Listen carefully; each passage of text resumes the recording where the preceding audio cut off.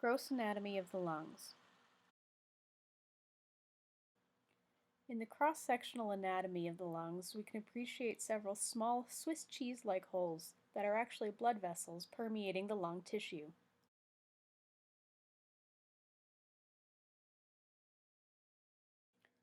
In lung histology, we can appreciate alveoli and blood vessels. It's hard to appreciate the capillaries, but they are running alongside the walls of the alveoli.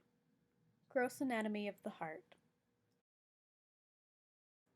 While this collection does not include a cross-section exactly at the level of the heart, in this section we can appreciate the blood vessels superior to the heart, in this case the aortic arch and the superior vena cava.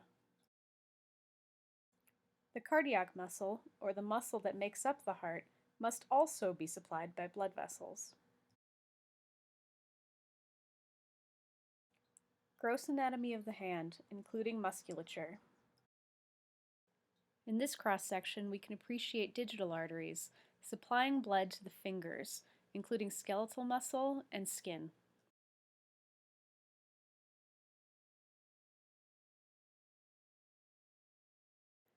This is histology of skeletal muscle.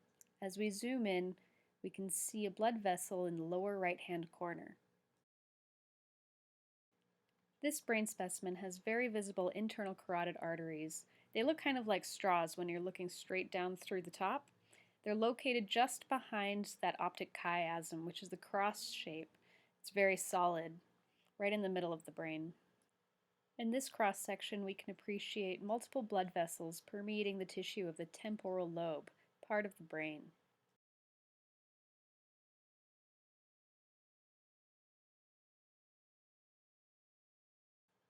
In this histological image of the brain, there's gray matter to the left, white matter to the right, and both small and large blood vessels throughout. The liver is an organ of filtration.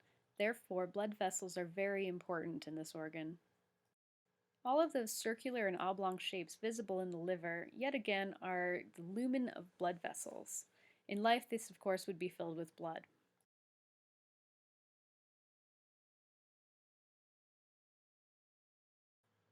Here we see what is most likely a large vein in the middle of a small piece of liver.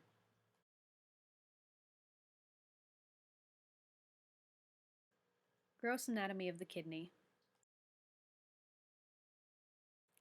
As another organ of filtration, circulation is incredibly important to the kidneys. Here we see renal veins leaving the kidney and joining up with the inferior vena cava.